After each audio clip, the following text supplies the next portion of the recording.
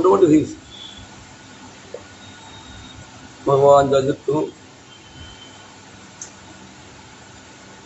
ওং অজ্ঞান তিমিরান্ধস্য জ্ঞানাঞ্জন শলাকায় চক্ষুরুন্মিলিতং যেন তস্मै শ্রী গুরবে নমঃ। শ্রুতিম পরে স্মৃতিমতারে ভারতমন্যে ভজন্ত ভবিদ অহমীয় নন্দন বন্দে দশালিন্দে পরং ব্রহ্ম। নারায়ণ নমস্কৃত্য নরং চৈব নরোত্তমঃ দেবীং সরস্বতীং ব্যাসং ততো জয়মুদীরয়ে। হরে কৃষ্ণ কৃষ্ণ কৃষ্ণ হরে হরে, হরে রাম রাম রাম হরে হরে।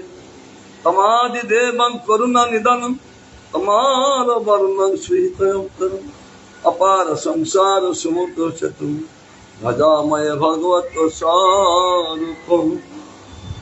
যাই হোক, গুরু বৈষ্ণব ভগবান জয়যুক্ত। আমাদের সেবা গুরু বৈষ্ণব ভগবান নিমিত্ত হোক। আমাদের আশ্রম চলছেন ভগবানের নিজ স্বরূপের পরিচয়, ভগবানের অনন্ত স্বরূপ। তিনি হেন কোনো রূপ নেই ধরেন, সেটা তার নিজস্ব স্বরূপ। তাহলে তার কোন স্বরূপ আছে? বলে হ্যাঁ, গোপরূপং হরে নিত্যং রূপ রস বিধানত তথৈব তস্য ভক্তানাং গোপতঞ্চ প্রসিদ্ধতে। ভগবানের যত রূপ আছেন, হেন রূপ নিয়ে তিনি রূপ ধরেননি, যেহেতু তার অনন্ত রূপ। তার মধ্যে অনন্ত রূপের মধ্যে শ্রীমান মহাপুরুষ সিদ্ধান্ত করেছেন চৈতন্য চরিতামৃতে রসবিধানে হরির নিত্য রূপেই গোপরূপ। আমরা যদি রসশাস্ত্র বিচার করতে যাই, তাহলে তার নিত্য রূপ এই গোপরূপ।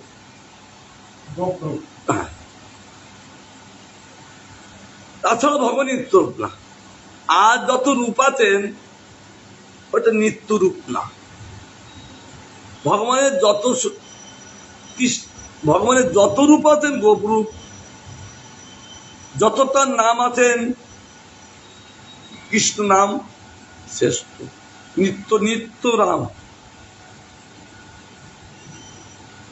এই জন্য বলছেন রসবিধানে হরির নিত্য রূপেই গোপরূপ।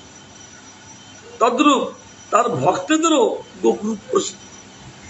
ভগবান যদি নিত্যরূপ হন ভগবানের, তার ভক্তগণ কারা?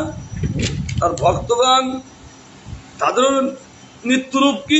গোপরূপ। যেমন ভগবানের নিত্য বয়স আছেন, তেমনি সখাদেরও নিত্য বয়স আছে। যত ভগবানের সখা আছেন সব সখাদেরও নিত্য বয়স। ভগবান যখন যে রূপ ভাবে লীলা করতে ইচ্ছা করেন, ভক্তগণ তারও সেই রূপে ভগবানের সহায়তা করেন, কারণ এরা নিত্য সেবক। ভগবান যখন রাম রূপে লীলা করেন, ভক্তগণ সে অযোধ্যাবাসী হইয়ে তারা ভগবানের সুখ বিধান করেন, যখন যে রূপ তিনি প্রকাশ করেন। কিন্তু সেই যে রূপ তার নিত্য না। নিত্যরূপ হইলেন ভগবানের নিত্যরূপ গোপরূপ, ভক্তগণের নিত্যরূপ গোপরূপ। তাই বলছেন ভগবানের যত রূপ আছেন তন্মধ্যে নররূপেই উত্তম। যত রূপ আছেন, যত রূপ বলতে বহু বচন, বহু রূপ, তন্মধ্যে নররূপে হলো উত্তম রূপ। এর উপর রূপ নাই। আবার সেটা বলে শ্রীমান মহাপ্রভু হচ্ছে তন্মধ্যেও গোপ রূপেই সর্বোত্তম রূপ, নররূপের মধ্যে আবার গোপ রূপেই সর্বোত্তম রূপ। মহাপুরুষ সঙ্গে সঙ্গে ব্যাখ্যা করলেন, কৃষ্ণের যতক লীলা সর্বোত্তম নরলীলা, নরপপ তাহার স্বরূপ, গোপবেশ বেণুকর নবকিশোর নটবর, নরলীলার হয় অনুরূপ। যত লীলা আছে ভগবানের, যত লীলা বলতে একটা দুটো লীলা নাই, অনন্ত লীলা, কোন বিশেষণ নাই। তার জন্য বলে যত লীলা, সেই সব লীলা তার সর্বোত্তম না, সর্বোত্তম রূপ হল এই নরলীলা। এই জন্য তার নিত্য রূপ এই নরবপু স্বরূপ। তিনি যখন নরবপু ধারণ করেন তখন তিনি বৈশ্য করে আবির্ভূত হন, আর বাসুদেব ভগবান ক্ষত্রিয় করে আবির্ভূত হন। কারণ নন্দ যশোদার নিত্য পুত্র তিনি, এই গোপুরূপ ভগবান কৃষ্ণচন্দ্র, আর দেবকী বসুদেব নিত্য পুত্র বাসুদেব, তদেকাত্মা স্বরূপের নিত্য পুত্র দেবকী বসুদেবের এই বাসুদেব ভগবান, আর স্বয়ং রূপের ভগবান এই যশোদার নিত্য পুত্র নন্দমাদের নিত্য পুত্র। যার জন্যে দুইভাবে ভগবান লীলা করেন।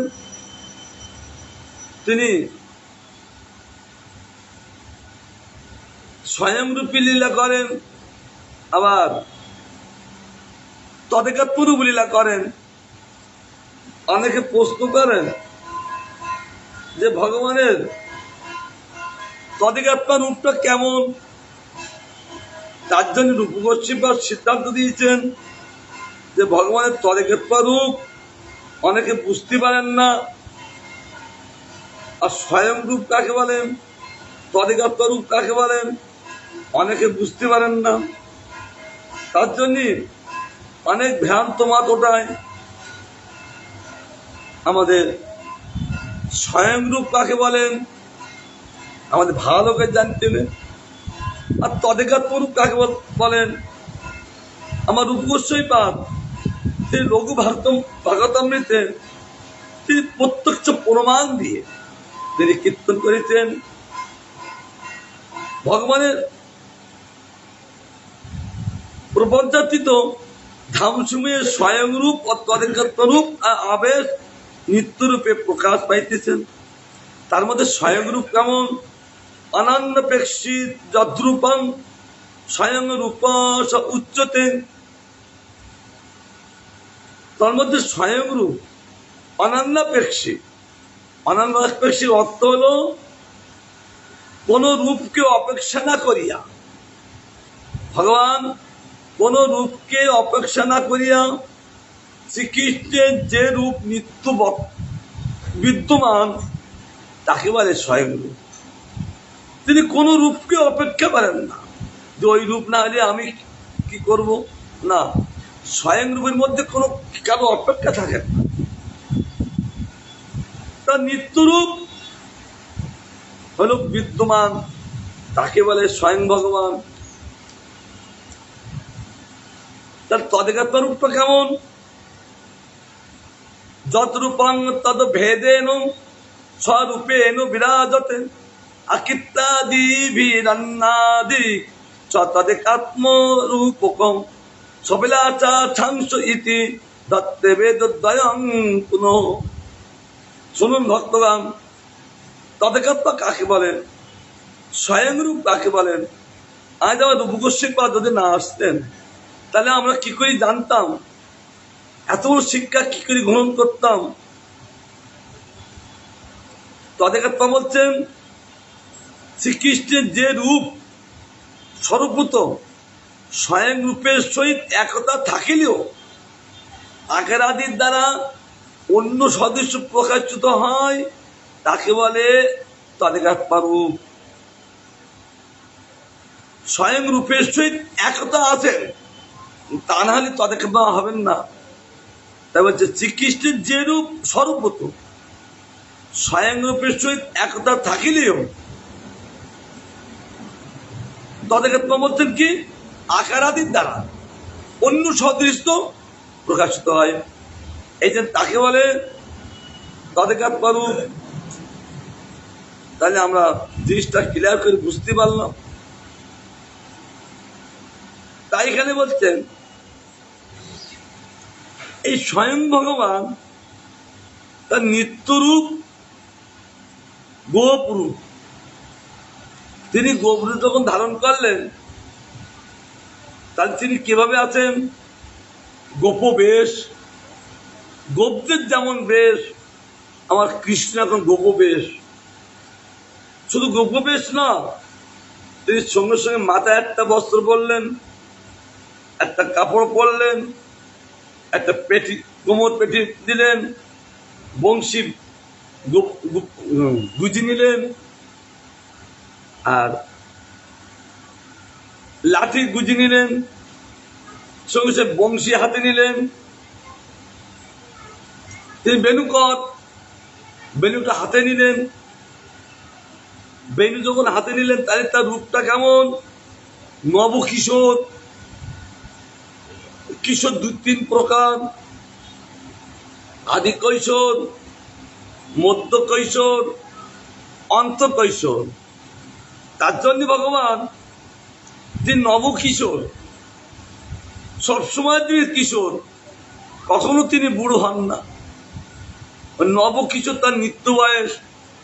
ভগবানের নিত্য বয়স 15 বছর 9 মাস 7 দিন নিত্য বয়স। এই জন্য নবকিশোরের একটা বিশেষ কি, তিনি নটবর। কারণ প্রেমের কাজ হলো নটবর। প্রেম কখনো হাঁটে না, প্রেম সব সময় নাচেন। এই জন্য তিনি নটবর। গোবিন্দ 8:30টায় প্রসাদ পেয়ে আধা ঘন্টা বিশ্রাম করেন, ঠিক 9টা বাজবে তখন তিনি বংশীধ্বনি করেন। আর তখন বংশীধ্বনি করেন, গাপীগণ সখাগণ উপস্থিত। গোবিন্দ বলছেন মাতৃগান চলুন, গোচারণে যেতে হবে। তাদের কি আনন্দ, এ সখাগণ চলো।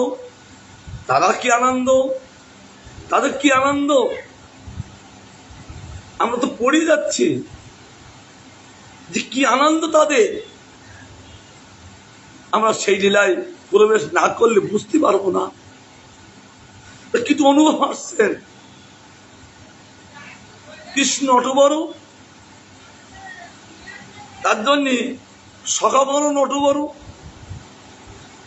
ভগবান নাচছেন, সখাগণা নাচছেন, তারা তাদেরও প্রেমময় তনু।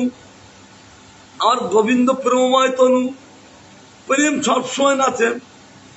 আর এই দেখে গাবিগণ নাচছেন, যখন গোচরণে যাচ্ছেন সকলে নাচতে নাচতেন। এই ভাবটা কেন? গোবিন্দ যাদের সঙ্গে আছেন তাদের কি আনন্দের সীমা থাকে?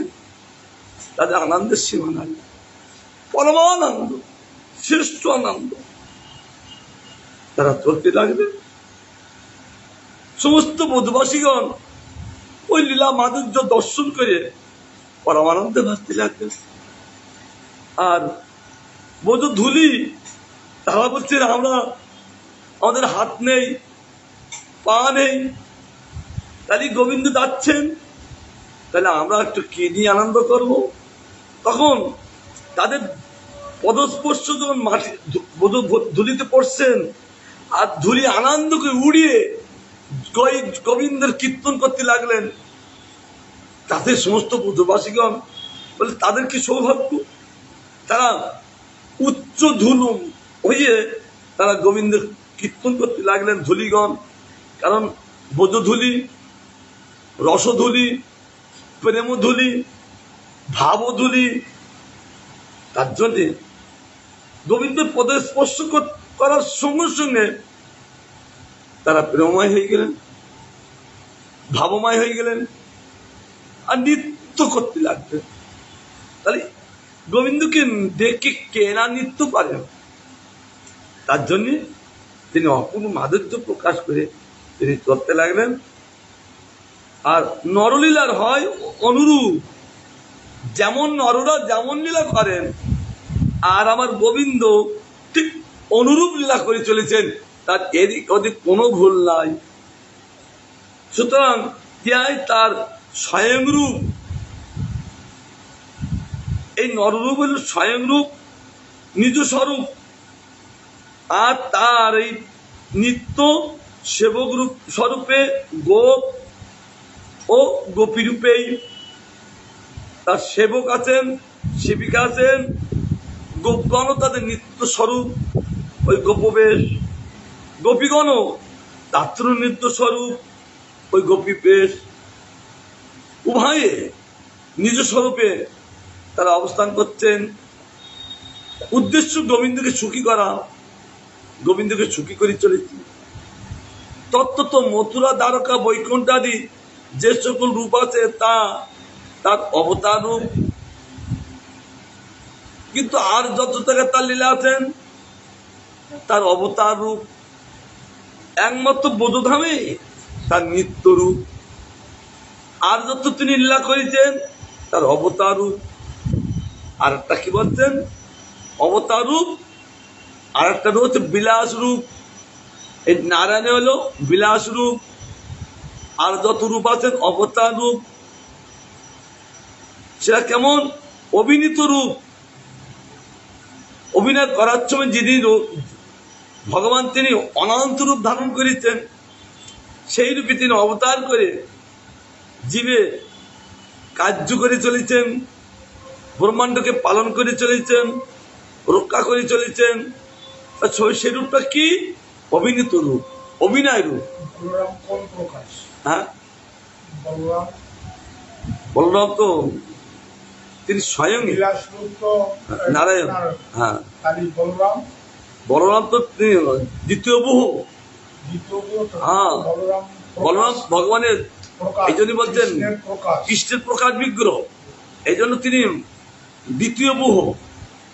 তিনি বিলাসমূর্তি না, বিলাসমূর্তি হলেন নারায়ণ। এই জন্যে নারায়ণ প্রকাশ বিগ্রহ বলে।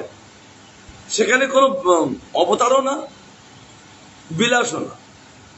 কারণ গোবিন্দ তিনি ইচ্ছা করলেন আমি চিৎ জগৎ প্রকাশিত করেছি, আবার মায়ের জগৎকে তো প্রকাশ করে আমি মায়ের লীলা করব। তার জন্যে একার দ্বারা সম্ভব না।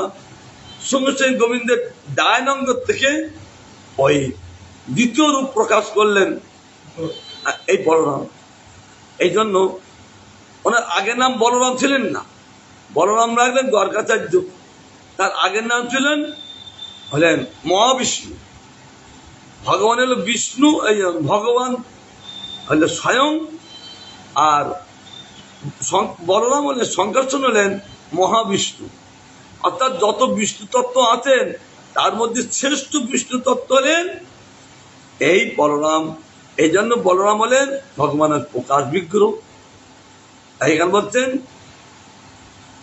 অভিনীত রূপ তথা তাদের সেবকগণ অবতার রূপ বিরাজমান। ওই বলরাম হইতেই বিষ্ণু তত্ত্বের সৃষ্টি। সেটা আরেকটা লাইন, এখানে বলতে গেলে অনেক সময় লাগবে। তো সে অভিনীত রূপ ভগবান যখন প্রকাশ করেন, তাহলে সেখানে অভিনয় করতে গেলে একার দ্বারা অভিনয় করতে হয় না, পারেন না।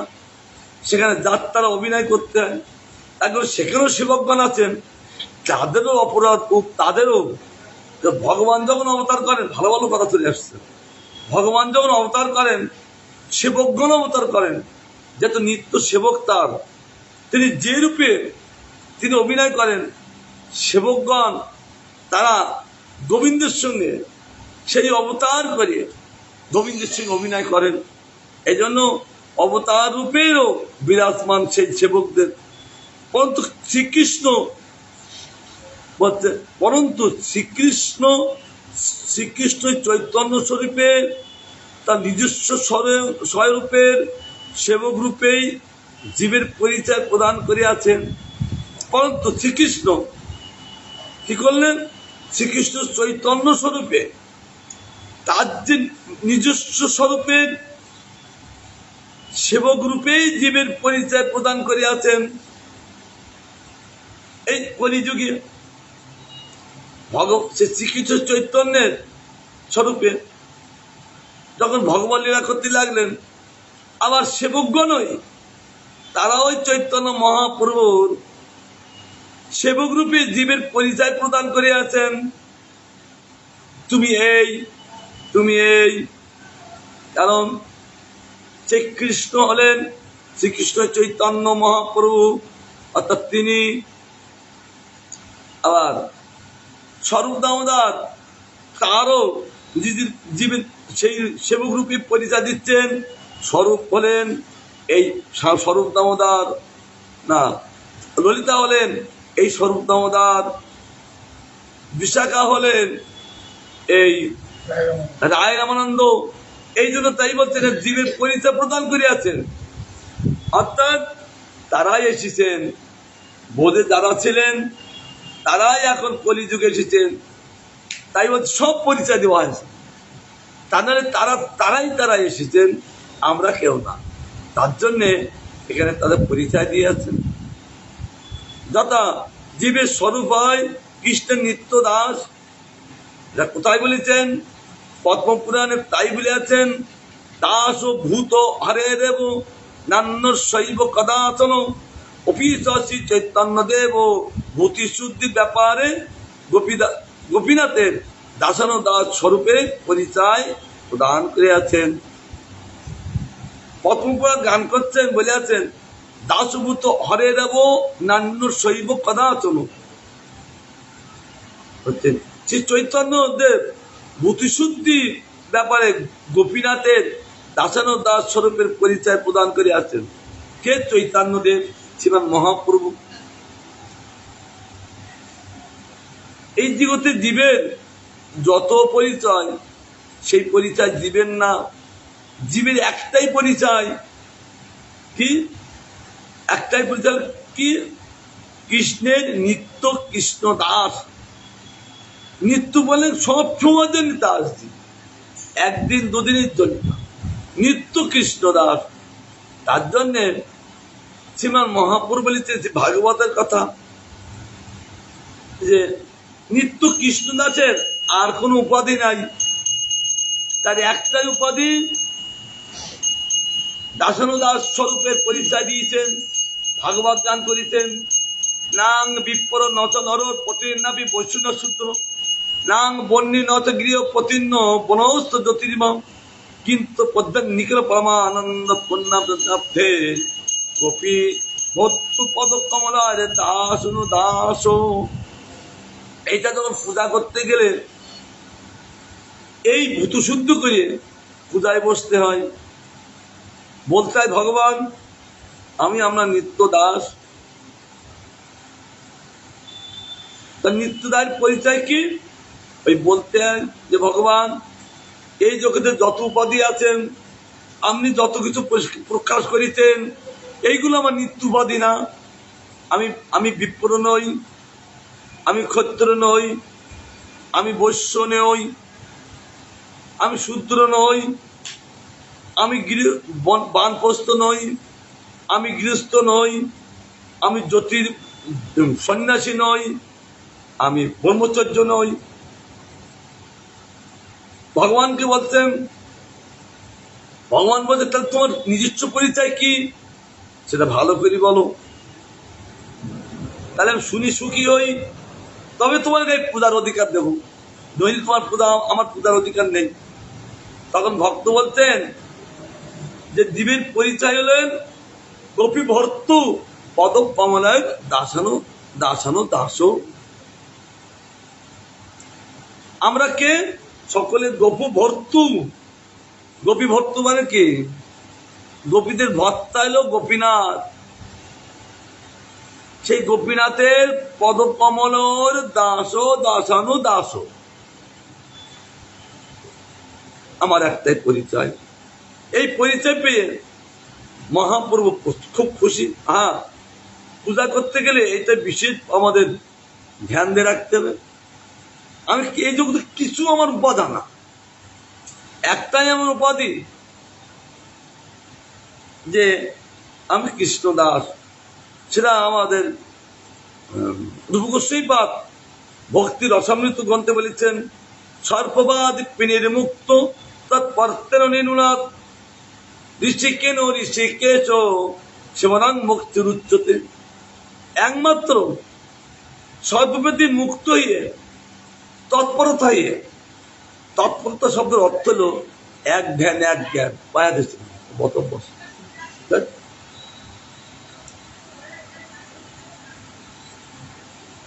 বলছেন তৎপরতার লক্ষণ হলেন ওটা হাত দিতে নেই, ওটা সবসময় পৈতে লাগবা মারা লাগবা বতম বস। বলছেন তৎপরতার লক্ষণ হলো এক ধ্যান এক জ্ঞান। আমাদের কোনো ধ্যান নেই, কোনো জ্ঞানও নেই, তা আমরা কি করে তৎপরতা হব? আর তৎপরতা না হলে নির্মলাত হবে না, শান্ত হব না। আর তৎপরতা না হলে, শান্ত না হলে ওই অপ্রেরিত ইন্দ্র হবে না। আর অপ্রেরিত ইন্দ্র না হলে অপ্রেরিত ঋষির কাছে সেবা করা যাবে না। তার জন্য তৎপরতা হতে হবে। আর তৎপরতা তখনই হবে সর্পবাদী বিনির্মুক্ত। সর্প যত উপাধি আছেন সে উপাধি অবর্টিক করে যখন গোবিন্দ কাছে আসেন তখন জীব প্রকৃত নির্মল হয়, তৎপরতা হয়। আর তখন ইন্দ্র অপ্রেরিত হয়ে যান। অপ্রেরিত ঋষিকে ইন্দ্রের দ্বারা অপ্রেরিত ভগবানের সেবা তখন প্রকৃত ভগবান গ্রহণ করেন। আর তখন প্রকৃত সভা হয়। আর সেই সেবার দ্বারাই ওই ভগবান তার সন্তোষ চেয়ে তাকে ভক্তি দান করেন। আর ভক্তি দান করলেই সে উপযুক্ত সেবক বলে। তাই ভগবান ভক্তির দ্বারাই ভগবানের সেবা করা যায়। তার ভক্তি লাভ করতে গেলে ভগবান যে ভক্তি দিবেন তার যোগ্যতা প্রকাশ করতে হবে। তার জন্য এই জগতে যত উপাধি সব ছাড়তে হবে। একটাই জীবের উপাধি, আমি গোপী ভক্ত পদক কমলে দাস দাসানু দাস, এই জীবের উপাধি। তাই আবার বলছেন, আমি তত্ত্বত বিপ্র ক্ষত্র বৈশ্য শূদ্র নই, আমি ব্রহ্মচারী গৃহে বানপস্তি বা জ্যোতি নই, পরন্তু আমি প্রকৃষ্ট রূপে উন্মিলিত নিখিল পরমানন্দ পরিপূর্ণ অমৃত সাগর গোপীজন্য বল্লভ শ্রীকৃষ্ণের দাসের অনুদাস। দাসের অনুদাস হলো শ্রীকৃষ্ণের দাস হলেন আমার গুরুদেব, আর তার দাস হলাম আমি। এই জন্য বলছেন দাসের অনুদাস। ইয়াই আমার প্রকৃত স্বরূপ, আমার আর অন্য কোনো স্বরূপ নেই। স্বরূপ শব্দ নিজ রূপ। আমি সেই গোপী ভক্ত পদ কমলের দাসের দাসানুদাস, এইটা আমার স্বরূপ। জীবের আর কোনো স্বরূপ নেই। তাই বলছেন এই প্রকৃত স্বরূপে আমি গোপ রূপী। বাবা যাই হোক, কত বিচার দিচ্ছে দেখেছি। এই প্রকৃত স্বরূপের পরিচয় কি?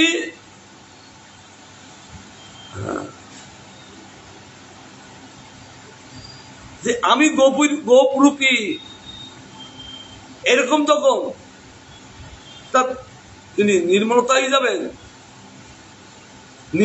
তৎপরতা হয়ে যাবেন। তিনি প্রকৃত এই অপ্রেরিত ইন্দ্রের দ্বারা অপ্রেরিত ঋষিকে সেবা করবেন। তখন আর একটা স্বরূপ প্রকাশ হবে যে আমি এখন গোবিন্দের গোপ রূপী, আমি একটা সখা, এইভাবে আসবে। তাই বলে গোপ রূপী। সুতরাং গোপ কৃষ্ণের সেবক সূত্রের সাধক প্রথম কি করবে? বোধে গোপ গোপী স্বরূপ ও রূপ প্রাপ্তির জন্য সাধন ভজন করিবেন। যারা ভজন করবেন তারা কেমন করে ভজন করবেন? গোপকৃষ্ণের সেবক সূত্রে। আমাদের যে গোপ কৃষ্ণ তার সেবক সূত্রে, অর্থাৎ সেবক হওয়ার জন্য কিভাবে বলছেন?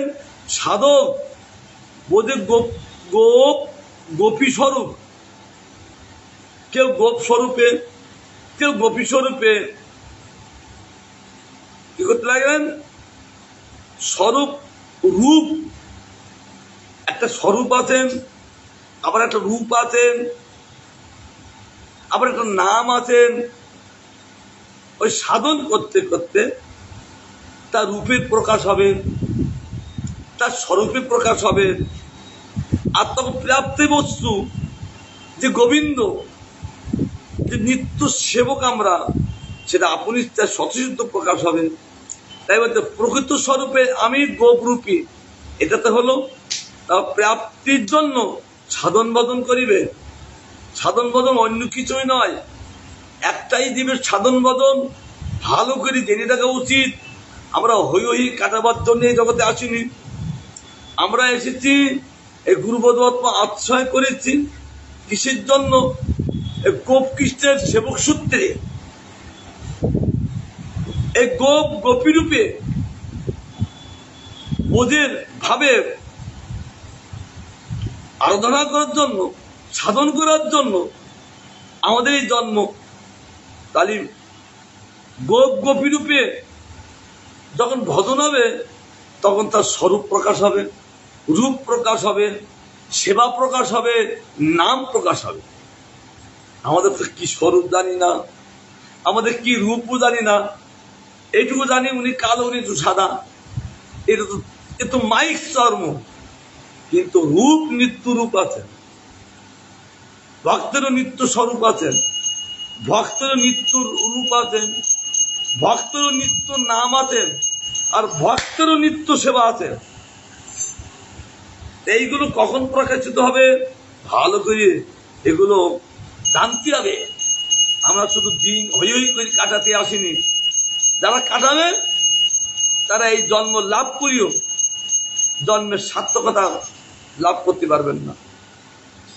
এই সুন্দর ভজনের সার্থকতা, তাহলে কি কি বললাম?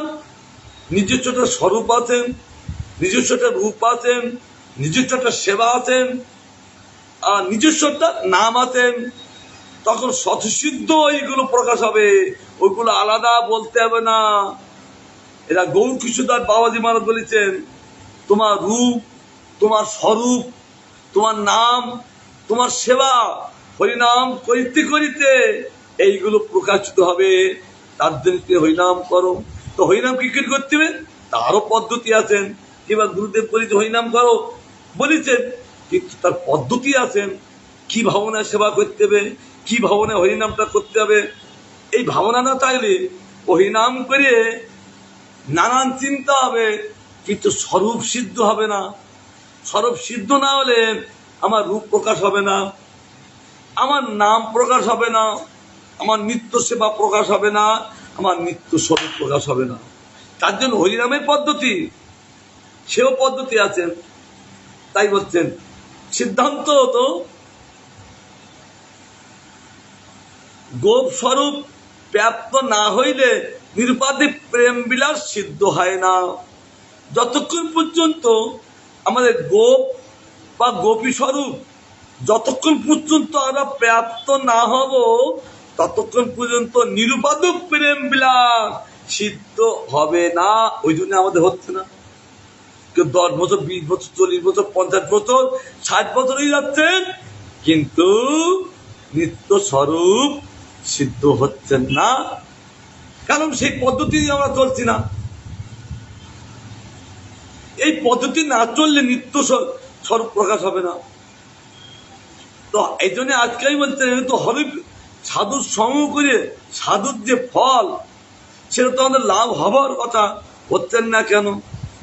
আমরা যে হরিনাম করছি, হরিনামের যে ফল আমরা পাচ্ছি না কেন?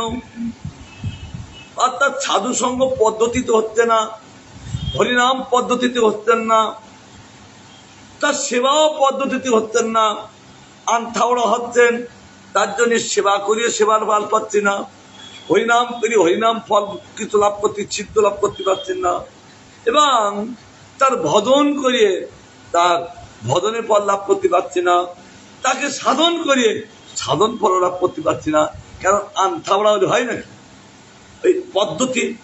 তাই বলছেন সিদ্ধান্ত নিত কি, গোপ স্বরূপ প্রাপ্ত না হইলে নিরুপাধিক প্রেম বিলাস। নিরুপাধিক কেন বলছেন? সেখানে একদম সব দোষ মুক্ত। তার জন্য প্রেম বিলাস সিদ্ধ হয় না। সাধন ভজন করিবে, বলছেন নিজ স্বরূপে অবস্থান হইতে পারেন না। আমাদের তো নিজ স্বরূপ আছেন, সেখানে অবস্থান করতে পারেন না, কারণ আমার স্বরূপ তো নেই। এই জন্যে আমরা স্থিতি লাভ করতে পারছি না।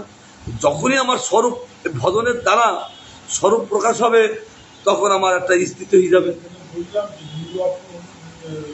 অপরাধ রহিত হয়ে, নিরপরাধ লক্ষণ অপরাধ রহিত, তাকে বলে নিরপরাধ। তার এই স্বরূপের প্রকাশ পাচ্ছি না কেন? ওই জন্য হচ্ছে না। আমাদের যা কিছু নিরবাধা হচ্ছে না, অপরাধ যুক্ত হচ্ছেন। অপরাধ রহিত হলেই তার স্বরূপ সিদ্ধ হবে, নির্বাধিক প্রেম বিলাস সিদ্ধ হবে, তখন তার নিত্য স্বরূপ প্রকাশ হবে, নইলে প্রকাশ হবে না। তাই জন্য বলছেন, এই জন্য আমরা কোন জায়গায় স্থিতি লাভ করতে পারছি না, ঘুরিয়ে বেড়াচ্ছি। আর যখনই স্থিতি লাভ করবো, স্বরূপে স্থিতি স্বরূপ জানতে পারবো, তখন সেই স্বরূপে সেখানে বসবো, গৌর স্বরূপে নবদ্বীপে বসবো। আর যখন গৌর কৃষ্ণ স্বরূপ প্রকাশ হবে, তখন বোধধামে বসবো। এর প্রেম বিলাসে বিশেষ খুব ভালো সিদ্ধান্ত দিচ্ছে, ও মনটা ভরে যাচ্ছে। এই জন্য অন্যতা রূপে অবস্থানে দিবে নিত্য পরিচয় নাই। আমাদের অন্যতা রূপে আমি অমুক, আমি অমুনুক এই বলে যাচ্ছি, কিন্তু এটা নিত্য পরিচয় হচ্ছে না। আমাদের নিত্য পরিচয় আছে, সে নিত্য পরিচয়টা লাভ হবে কি করে? একমাত্র এই সাধন ভজনের দ্বারা। তো সাধন আগে জানতে হবে, তারপর ভজন আরম্ভ হবে। সাধন কাকে বলে? আমাদের ইন্দ্রিয়গুলো অনাদিকাল থেকে বহির্মুখ। ভগবান যেদিন থেকে এই মায়ের লীলা করছেন, সেই দিন থেকে আমাদের ইন্দ্রিয়গুলো বহির্মুখ। এই বহির্মুখ ইন্দ্রকে সাধন করে কৃষ্ণ উন্মুখ করার নাম হলো সাধন। আর এই উন্মুখ করতে গিয়ে কত জন্ম চলে যাচ্ছে, সাধন হচ্ছে না। তার জন্যে আমরা ভজন করতে পারছি না, কেবল দিনগুলো সাধন করতে করতে চলে যাচ্ছেন, কিন্তু সাধনে সিদ্ধ হচ্ছেন না। ওই ইন্দ্রগুলো উন্মুখ হচ্ছেন না, কারণ সাধনে প্রবল না হলে ইন্দ্রগুলো উন্মুখ হবে না, আর ইন্দ্রগুলো উন্মুখ না হলে ভজন হবে না। তার জন্য বলছেন শাস্ত্রে ভজন কাকে বলে আর সাধন কাকে বলে ভালো করে জানতে। ভজন হলো কি? যখনই ইন্দ্রিয়গুলো উন্মুখ হয়ে যাবে, তখন ইন্দ্রিয়গুলো অপ্রাকৃত হবেন, অপ্রাকৃত ইন্দ্র হবেন। আর অপ্রাকৃত ইন্দ্র হলেই তখন ভজন শুরু হবে। যেমন বোধবাসীগণের, তারা দাস্য রসের হোক, শক্য রসের হোক, বাৎসল্য রসের হোক, আর মধুর রসের হোক, আর শান্ত রসের হোক, তাদের অন্তরে একটাই ভাব, নিরন্তর তাদের কৃষ্ণ সুখের চিন্তা। নিজে খাবো, নিজেই পড়বো, নিজে আমি সুখী নিদ্রায় যাব, নিজে আমি স্বাধীনতা করে ঘুরে বেড়াবো। এটা বোধধামের একটু নাই। একমাত্র বোধধামে আছেন কৃষ্ণ সূক্ষ্ম তাৎপর্য,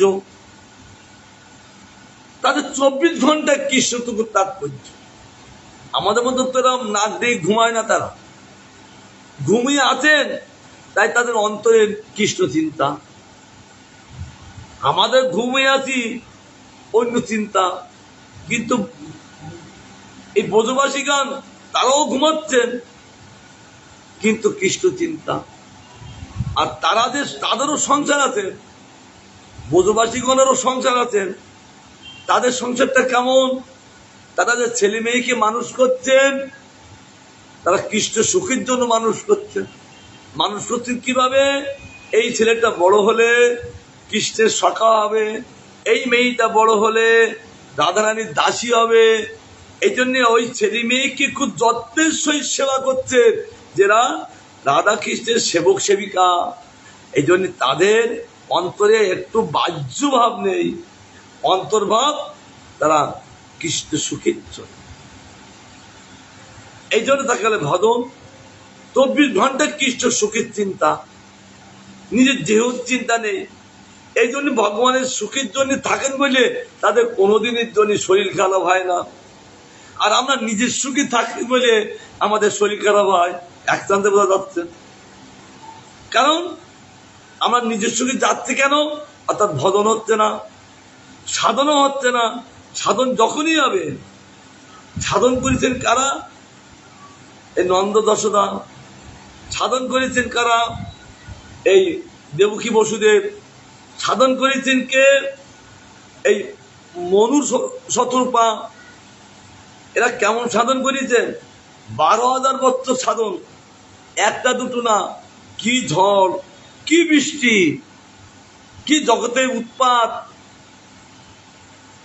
তারা সব সইয়ে দিয়ে তৎপরতা ইয়ে তারা একমাত্র সাধন করেছেন, তবে তো কৃষ্ণকে পেয়েছেন।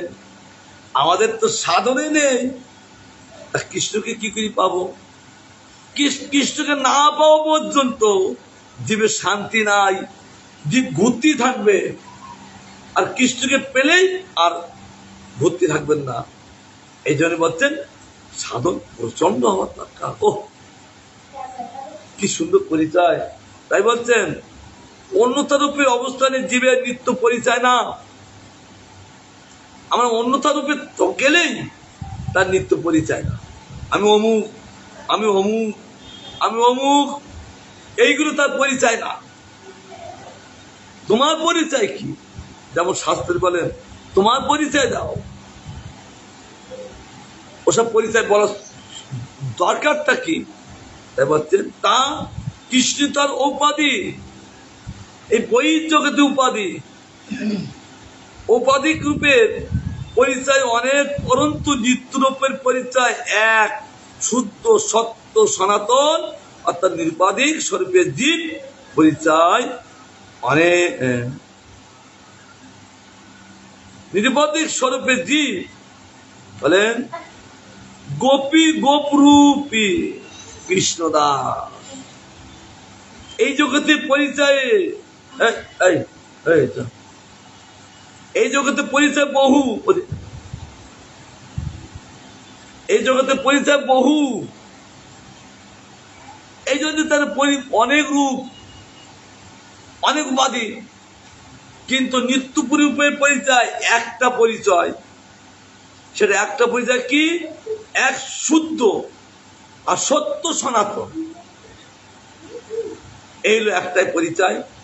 সেখানে তার শুদ্ধ হচ্ছেন, সত্য হচ্ছেন আর সনাতন। তার জন্য বলছেন নির্বাধিক স্বরূপের জীব গোপরূপী নিত্য কৃষ্ণ দাস। ওই অন্য জায়গায় নিত্য দাস না, আমরা তো নিত্য দাস বলছি। এই নিত্য দাস বলি বটে, কোন রূপ নেই আমাদের। তো রূপটা কখন হবে? ওই ভজনের দ্বারা নিজস্ব রূপ প্রকাশ হবে গোপ রূপ, নিজস্ব রূপ স্বরূপের প্রকাশ হবে গোপী রূপ। যতদিন পর্যন্ত এই গোপী রূপ নিজস্ব স্বরূপ প্রকাশ না হবে, ততদিন পর্যন্ত ভজন হবে না। সেখানে গোপী রূপে পরম রসাবহ, আবার গোপ অপেক্ষা গোপী রূপে রসাবহ, রসের প্রবাহ থাকে। প্রবাহ কাকে বলে? রসধারা। যেমন জলে প্রবাহ থাকে, জলধারা। আর এখানে বলছেন সেখানে গোপী রূপে পরম রসাবহ, সেখানে রস প্রবাহ চলতে থাকে, রসধারা চলতে থাকে, অনন্ত ধারা।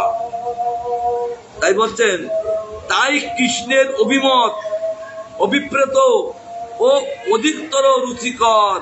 এটাই প্রকৃত কৃষ্ণের অভিমত। আর একটা কি? অভিপ্রেত, এটা তার ইচ্ছা। আর কি? অধিকতর রুচিকর, এইটাই গোবিন্দের রুচিকর। অন্য কোন জীব কোন গোবিন্দের রুচিকর নয়। তজ্জন্যে গোপী ভাবে কৃষ্ণ ভজন সর্বোত্তমোত্তম। ওরে সর্বনা, কত বিশেষণ দিচ্ছে! সর্বোত্তমোত্তমোত্তম, অর্থাৎ দাস্যভাবে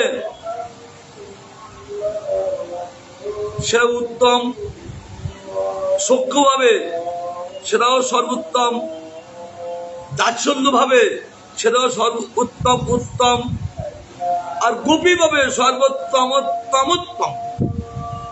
একটা চরম পর্যায়ে বিশেষ এখানে প্রকাশ করছেন। এটা কোথায় বলছেন? ঋগ্বেদে কৃষ্ণ গোপরূপে আত্মপ্রকাশ করিয়াছেন। তিনি অন্য রূপে আত্মপ্রকাশ করেননি, একমাত্র গোপরূপে আত্মপ্রকাশ করিয়েছেন। আর অন্য কোনো তার আত্মপ্রকাশ নেই, নিজের প্রকাশ নেই, একমাত্র গোপরূপেই তার আত্মপ্রকাশ। আর যত যত জগতে যত রূপ তিনি প্রকাশ করেছেন, তার এই একটু আগে দিয়েছেন অভিনত রূপ, অভিনয় রূপ, সেটা তার আত্মপ্রকাশ নয়। বেদে বলছেন, অপসঙ্গোপমণি পদ্মমানমা পরাচপতি বিচরন্তম সসধৃচি সস বিশুষি বরং আবরিবর্তী ভবনে সস্তু। দেখিলাম ঋগ্বেদ বলছেন, এই জন্য বেদ কৃষ্ণকে বোঝায়, অন্য কাকে বোঝায় না। বাসুদেব পরাবেদা, বেদ বাসুদেব পরায়ণ, অর্থাৎ বাসুদেবকে আশ্রয় করে থাকেন। তার জন্য ব্রহ্মা বলেছেন, বাসুদেব পরাবেদা, বাসুদেব পরামুখা, বাসুদেব পরাদোগা, বাসুদেব পরাক্রিয়া, বাসুদেব পরম জ্ঞানম, বাসুদেব পরম তপ, বাসুদেব পরধর্ম, বাসুদেব পরাগতি। একমাত্র শ্রেষ্ঠ গতি হলে বাসুদেব। কেন? বাসুদেব ছাড়া এই জগতে আর কোনো কিছু নাই। তার জন্য ভক্তগণ তারা নিরন্তর সেই ভগবানকে আশ্রয় করে তিনি অবস্থান করেন। কারণ এই জগতে আশ্রয় করে তারা অবস্থান করেন না। আর ভগবানকে যখন জীব আশ্রয় করে তখন নির্ভয় হয়ে যান, অচ্যুত হয়ে যান, আর তার অন্তরে কোনো চ্যুতিভাব থাকেন না। তাই বলছেন, আমরিবর্তী ভুবনে সস্তু। দেখিলাম এক গোপবালক, তার কখনই পতন নাই।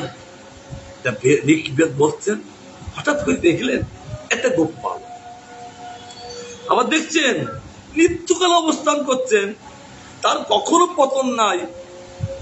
তিনি তখন নিকটে কখনো দূরে নানা পথে ভ্রমণ করিতেছেন, তিনি কখনো জীবের কাছে যাচ্ছেন, আবার কখনো তিনি দূরে যাচ্ছেন, আর কখনো কখনো মধুর মধুর হাসতে লাগলেন।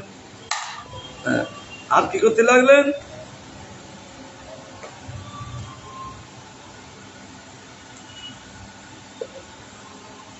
মধুর মধুর হাসতে লাগলেন। আর কি করতে লাগলেন? যে নানা পথে তিনি আবার ভ্রমণ করতেছেন। আবার লোককে দেখছেন, এই পুরুষটা কে? তিনি কখনো দূরে যাচ্ছেন, কখনো নিকটে আসছেন, কখন নানা পথ ভ্রমণ করছেন। কিন্তু এই রূপ কোন পতন নাই কেন? তিনি কখনো বহুবিধ বস্ত্রাবৃত, কখনো বা পৃথক পৃথক বস্ত্র আচ্ছাদিত, এইরূপেই তিনি বিশ্ব সংসারে পুনঃ পুনঃ যাতায়াত করিতেছেন। কে? এই গোপবালক বিশ্ব সংসারে, কারণ এই সংসারটা তারই, তার জন্য সব জায়গায় তিনি যাচ্ছেন। বিশ্ব সংসারে পুনঃ পুনঃ যাতায়াতেই তার অবতার লীলা। সেই গোপবালক এটা ঋগ্বেদ পরিশিষ্ট গান করছেন যে এই বিশ্ব সংসারে পুনঃ পুনঃ যাতায়াতেই তার অবতার লীলা, অন্য কোনো কারণ নেই।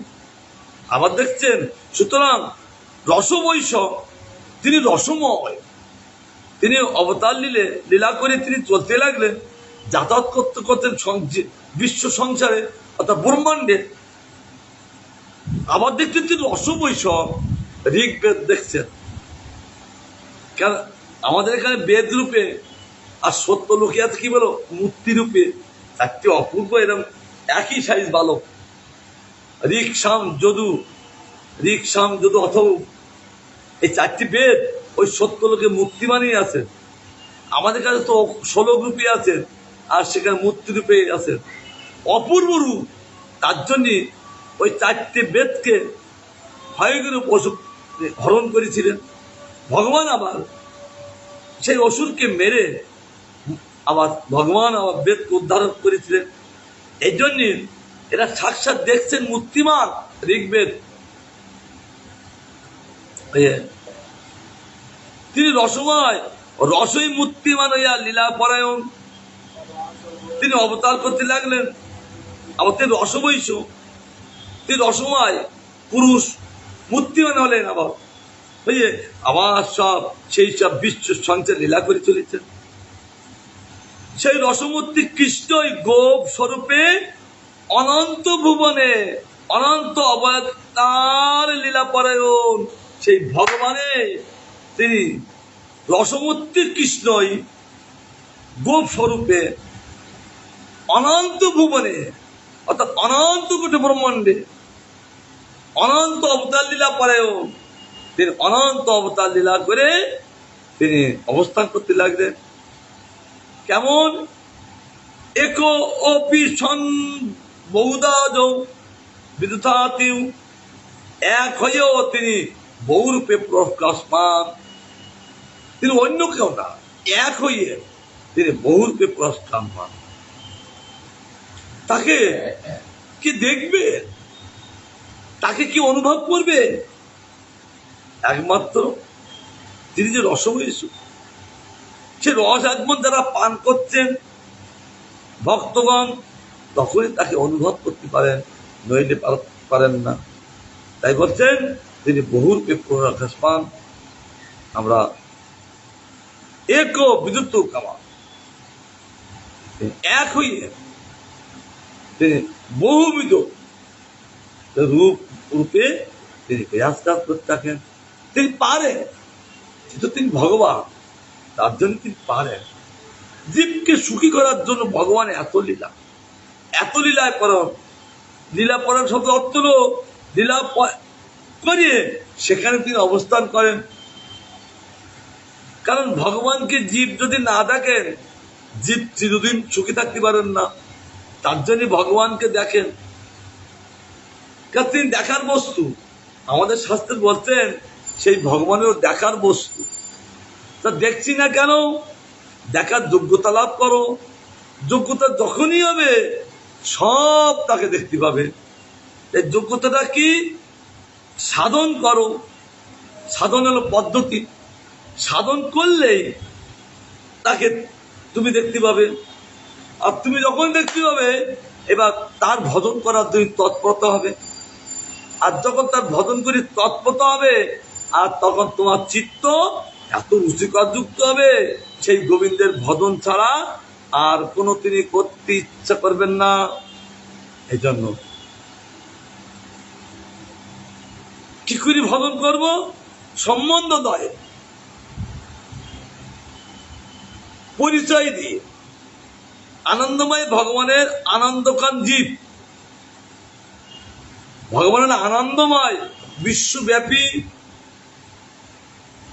আর ভগবান আনন্দ কণ, এক কণ হলো জীব, তার জন্য এই জীব ভগবানের আনন্দ লাভ করতে পারেন। জীব আনন্দ, ভগবান ওতে জাত। এই যে জীব কিসের থেকে জাত হয়েছেন? আনন্দময় ভগবান ওতে জীব জাত। এই জন্য জীব ওই আনন্দ লাভ করতে পারেন। আনন্দ দ্বারা জীবিত, আজকে এই কথা বলছিলাম, পড়ি নাই কিন্তু এই কথা বলছিলাম, আনন্দ দ্বারাই জীব জীবিত। আনন্দ না থাকলে জীব জীবিত থাকতে পারেন না। অর্থাৎ আনন্দে তার উপজীব্য, আনন্দে তাকে বাঁচিয়ে রাখেন, কাজে আনন্দই তার প্রয়োজন। কারণ জীবেরা অন্য কোনো প্রয়োজন নেই, একমাত্র আনন্দে জীবের প্রয়োজন। কিন্তু সেই আনন্দের উৎস কি? রূপ, রস, গন্ধ, শব্দ, স্পর্শ হল আনন্দের কারণ। আমরা তো প্রাকৃতিক রূপ, রস, শব্দ, স্পর্শ দ্বারাই আমরা দুঃখের সাগরে। কিন্তু সঠিক রূপ কার আছেন, সঠিক রস কার আছেন, সঠিক গন্ধ কার আছেন, সঠিক শব্দ কোথায় আছেন, আর সঠিক স্পর্শ কোথায় আছেন? এগুলো সব ভগবানের মধ্যে আছেন। জীব যখন ভজন করেন তখন ভগবানের রূপ দেখেন। আবার পরবর্তী এইগুলো আস্বাদন করেন। তার জন্যে আনন্দের কারণ ইয়া বিষয় নামে পরিচিত। যাতে এইগুলি বিদ্যমান তিনি বিষয়ী। বিষয়াশ্রয়বান আত্মীয়তা, সংযোগ, সম্বন্ধ, অর্থাৎ বিষয় ও আচারের মধ্যে যে আত্মীয়তা যোগ, তাই সম্বন্ধ। আত্মীয়তা যোগে প্রকৃত সম্বন্ধের কারণ চক্ষু, জিহ্বা, নাসিকা, কর্ণ, ত্বক, এইগুলি হলো আচ্ছয় করে থাকেন। পূর্বোক্ত বিষয় ও আচ্ছরের সঙ্গে যে আত্মীয় যোগ, তাই প্রকৃত সম্বন্ধ। পূর্বোক্ত বিষয়ে আচ্ছরের সঙ্গে কি থাকেন? আত্মীয় যোগ। আত্মীয় করি তার সম্বন্ধ করি তব সবকিছু করতে থাকেন। তদ্রূপ ভগবানকে সম্বন্ধ করিয়ে ভগবান আমার কে হয়, এই সম্বন্ধটা স্থাপন করেন গুরুদেব। যেদিন থেকে আমরা গুরুদেব পদ আশ্রয় করছি, সেদিন থেকেই গুরুদেব বলতেন তোমার এই হলো, এই তোমার, আমি তোমার সম্বন্ধ করে দিলাম, এই মদন মনের সঙ্গে থাকো। এই জন্য মদন গুরুদেব পরিচয় করে দেয়। যেমন সন্তানকে পরিচয় করে দেন তার মাতা বা পিতা, তোমার এই কাকা, এই কাকিমা, এই অমুক, এই পরিচয় করে দেন। আর যেদিন থেকে গুরুপদ বাবা আশ্রয় করছি, তখন গুরুদেব করে দেব এই মদন মোহন তোমার সম্পন্ন দেবতা, এই গোবিন্দ তোমার অভিযোগ দেবতা, আর এই গোপীনাথ পরিজন দেবতা। তবে কিভাবে তোমার পরিজন হবে, কিভাবে তোমার অভিধেয় হবে, এই মদন মোহনের কাজ গেলে তোমার সব কিছু সিদ্ধ হবে। এই বলে আমার গোবিন্দের কথা বিশ্রাম নিচ্ছি। আবার গুরু বৈষ্ণবের পূর্ণ হলে আমরা আবার আস্বাদন করব। বাঞ্ছা কল্পতরু ভস্য কৃপা সিন্ধু বেবচ পতিতানাং পাবনেভ্যো বৈষ্ণবেভ্যো নমো নমো। জয় হোক ভগবান, জয় যুক্ত হোক। হরে কৃষ্ণ কৃষ্ণ কৃষ্ণ হরে হরে, হরে রাম রাম রাম।